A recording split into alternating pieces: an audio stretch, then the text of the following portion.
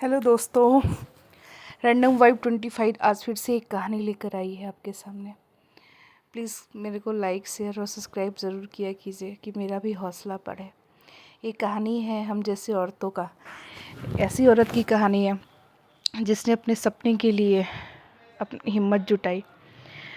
ये बात है कि हम औरतें अपने जज्बे, अपने सपनों को भूल कर घर तक ही सीमित हो जाती है। बच्चे, पढ़ाई, बच्चे, हस्बैंड, सास ससुर, घर गृहस्थी।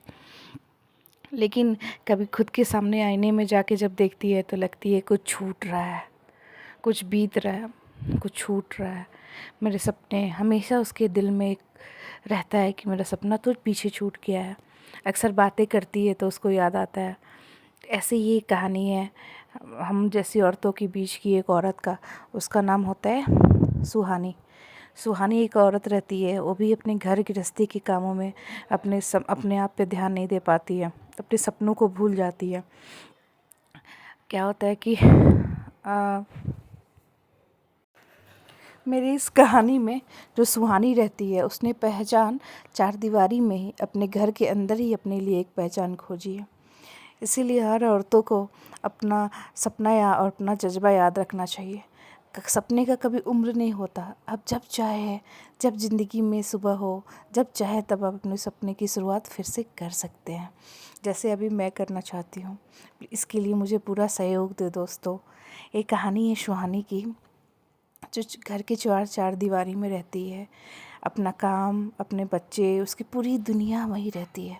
सुबह उठती है, अपने बच्चों के पीछे भागना, बच्चे खा ले, बच्चे स्कूल जाए, बच्चे टिफ़िन पैक करे, आज हस्बैंड को ऑफिस जाना है, आज हस्बैंड ने खाना क्या खाया है, इसी सब में लगी रहती है। फिर एक दिन वो अपने आप को शीशे में आईने में देखती है, बोलती है उम्र हो चली है, उम्र हो रही है अब। फिर उसको याद आता है कि मैंने भी लड़कपन में, जवानी के उन दिनों में बहुत सारे सपने देखे थे, बहुत सारे सपने सजोए थे, लेकिन उन सपनों का क्या। कोई बात नहीं, मैं अपने सपने अपने बच्चों में देखूंगी, अपने बच्चों में अपने सपने ढूंढूंगी। ये बड़े बच्चे बड़े होकर एक दिन अपना सपना साकार कर ज़रूर करेंगे। फिर क्या होता है कि एक दिन मीरा ऐसे ही तैयार वार होके घूमने जाती है, बाहर जाती है तो देखती है कि एक औरत अपने बच्ची को अपने बगल में बिठा के और बूट पॉलिश वाले दुकान में बूट पॉलिश कर रही होती है।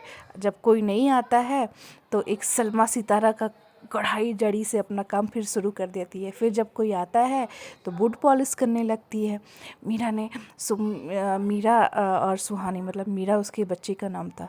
सुहानी देखती है, बोलती है देखो कितना जज्बा है ना। बोलती है हाँ मम्मा, देखो उसकी मम्मी कितना अच्छा कर रही है ना, पॉलिश भी कर रही है और उसके लिए लहंगा भी बना रही है। तुम तो कभी नहीं बनाती मेरे लिए लहंगा।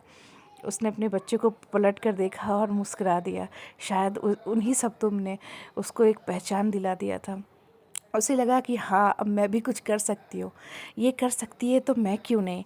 फिर घर वापस आती है सुहानी। फिर वो खूब सुंदर सा पेंटिंग बनाती है। जब उसकी पेंटिंग उसके बच्चे, उसके पति, उसकी सास देखती है तो खुश हो जाती है। वो सोच भी नहीं सकती है कि ये पेंटिंग सुहानी ने बनाई है।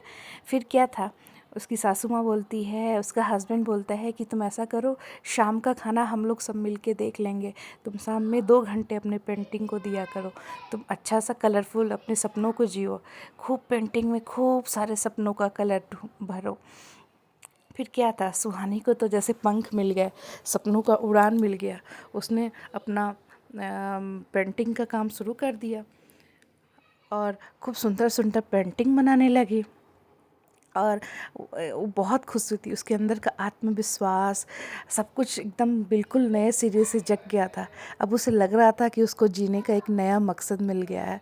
अब सुहानी वो पहली सी सुहानी नहीं रही। अब उस पहली सी सुहानी के अंदर बहुत सारा आत्मविश्वास, कुछ करने की चाहत, कुछ नया सपना, सब कुछ हिलोरे लेने लगा था। फिर एक दिन सुहानी ने अपनी बेटी से कहा कि तुम ही मेरी गुरु हो, तुम उस दिन मुझे ये रास्ता नहीं दिखाया होता, तुमने नहीं कहा होता मीरा कि तुम बड़ी हो, तुम मेरे लिए भी एक वो बनाओ ना, मेरे लिए भी लहंगा बनाओ ना उसकी माँ जैसे, तो मुझे नहीं रास्ता नहीं मिला होता। तुमने मुझे एक रास्ता दिखा दिया और इसलिए आज से तुम मेरी गुरु हो। जो छोटी सी बच्ची को तो कुछ ज़्यादा समझ में नहीं आया, वो बहुत खुश हो गई, लेकिन सुहानी के चेहरे पे इतनी अच्छी एक मुस्कान, सुकून आ गया। इसीलिए दोस्तों, अपने सुकून को, अपने सपने को कभी नहीं छोड़ना चाहिए। जब भी आपको मौका मिले, समय आए, तो अपने सपनों को फिर से जीना चाहिए, अपने सपनों को, उड़ान को फिर से भरना चाहिए। क्योंकि हम औरतों को तो चूल्हे, गृहस्थी, शादी के बाद चूल्हा, गृहस्थी, काम, खाना, इस सब में टाइम ही नहीं मिलता। वैसे दोस्तों, मेरी आज की कहानी पसंद आई तो मेरे चैनल को लाइक और सब्सक्राइब ज़रूर करें। वैसे मैं जो खाना बना रही हूँ ना, उस पर ध्यान बिल्कुल ना दें। आज मेरा मूड कुछ बनाने का नहीं था, तो बस मैंने ऐसे झटपट कुछ बना दिया खाने के लिए। इसलिए दोस्तों, मेरे चैनल को लाइक करें, और आपके पास भी कोई अपने सपनों का उड़ान हो, कोई कहानी हो, तो आप मुझे ज़रूर शेयर कर सकते हैं। वैसे मेरी भी सपनों की उड़ान है। मैं भी चाहती हूँ कि मैं भी अपने जो छोड़े गए सपने हैं, मैं उनको आगे पूरा करूँ। बस मैं भी एक सही वक्त और एक सही गुरु का इंतज़ार कर रही हूँ। अब पता नहीं वो गुरु मेरा बच्चा हो, मेरी बच्चियाँ हो, या मेरे हस्बैंड हो, या आप लोग हो। आप लोग मेरे अंदर मोटिवेशन भर दे, तो सब मेरी ज़िंदगी का रीस्टार्ट हो जाए। इसीलिए हर किसी को अपना सपना देखना नहीं चाहिए, छोड़ना चाहिए। ये कहानी मुझे इसलिए याद आया, ये सच्ची घटना है, ये सच्ची घटना पर आधारित कहानी है, और ये कहानी मुझे बहुत मोटिवेट किया, क्योंकि आज मैं उनसे मिल के आई हूँ जिसकी कहानी मैं सुना रही हूँ। हो सकता है नाम, पात्र ये सब चेंज हुए हो, लेकिन कहानी का सार बिल्कुल यही है कि हम औरतों को सपने देखना नहीं छोड़ना।